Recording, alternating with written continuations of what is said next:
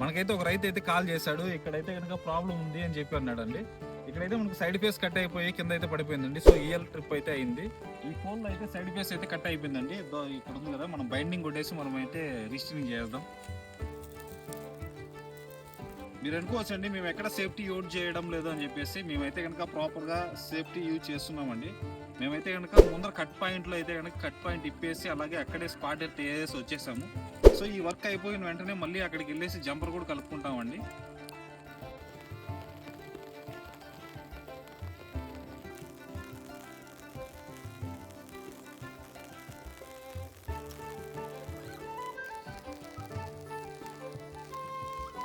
నేనైతే కనుక problem rectify చేశానండి.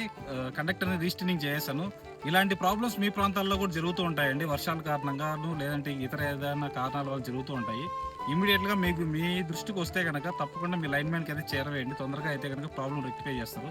మా వర్క్ వీడియోస్ మీకు నచ్చినట్లయితే తప్పకుండా సబ్స్క్రైబ్ చేసి ఫాలో చేయండి. రేపు కొత్త వీడియోతో మీ ముందుకైతే వస్తాను.